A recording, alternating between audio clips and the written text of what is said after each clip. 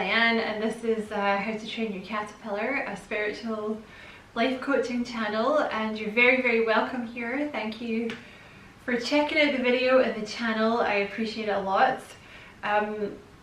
This video is going to be, so it's going to be about why people that tend to end up as like spiritual teachers or spiritual healers, or they have some kind of spiritual profession, why they maybe have had a hard life, okay? Because that's something that you'll notice, like the more people that you meet who are kind of on that spectrum, like, they've been through like a spiritual awakening, they've become teachers, they're healers, like they have some kind of job that involves like spreading the knowledge, healing people with their words or through, physical healing like Reiki or whatever it is, right? You'll find often when you get a bit of their backstory that they've actually had a pretty tough life. Like they've had a lot of challenges that they've had to overcome. And it might seem, you might be going through this yourself, right? You might have just realized that you're kind of on the path to becoming a spiritual teacher or a healer or something like that.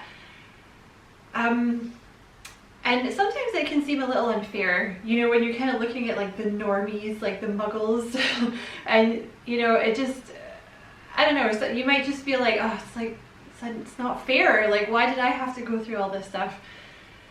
But there is a reason for it, okay? So think of it this way, right? You can't be a maths teacher if you don't know maths, right? You can't teach people maths if you have never learned math yourself, right?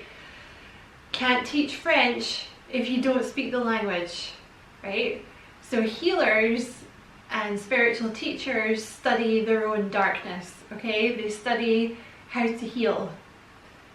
You cannot teach people spiritual practices and you cannot heal people unless you know how to do the healing yourself, because you've already done it on yourself, right? That's why. That's the reason why. Like if you're going to become, particularly I would say like a healer, but spiritual teachers / healers, they tend to kind of overlap, it tends to be kind of the same thing, but yeah, that's the reason. Like you need to know the subject matter in order to pass it on to someone else, right?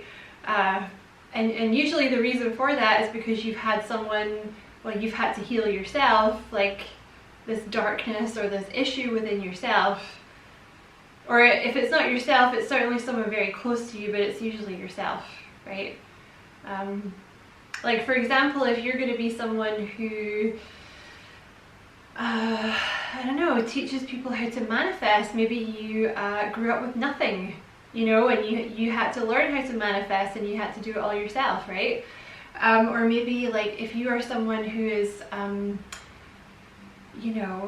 gonna teach people how to get away from toxic relationships, it's because you've had a lot of toxic relationships yourself, right?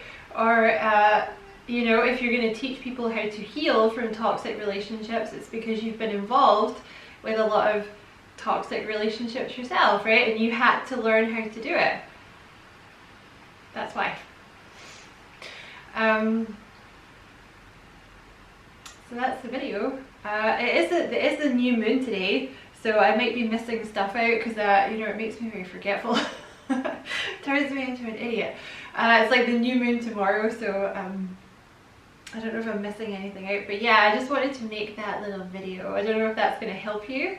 Maybe that would, if you're feeling like a little bit resentful about the things that you've gone through, or you're feeling a little confused about, like, oh my god, like why did I have to meet all these people that, maybe pushed my buttons. Like another thing that you might notice is, like if you have some kind of future as a speaker, or you're going to be a writer or something like this, oftentimes those people will have had issues with their throat chakra early on. You may have had a lot of people who sort of tried to silence you, or they tested your boundaries, right? Which is all throat chakra stuff, like learning to stand up for yourself, to speak up for yourself. It's all throat chakra stuff, which again, obviously the throat chakra is to do with speaking. So, it's like they force you to work on these aspects of yourself because it's going to be useful for you later down the line could be another reason, right? Like I keep saying this as an example, but James Earl Jones, you know, the guy who did the voice of Mufasa and the voice of Darth Vader, you know, he actually come on, Diane, get it together. Suffered from stuttering, a stutter when he was younger, which is like a block in the throat chakra for some reason, but it doesn't have to be childhood, you know, maybe he brought it through from a past life or something like that, right? But yeah, that's the reason. So I hope you found this video useful in some way.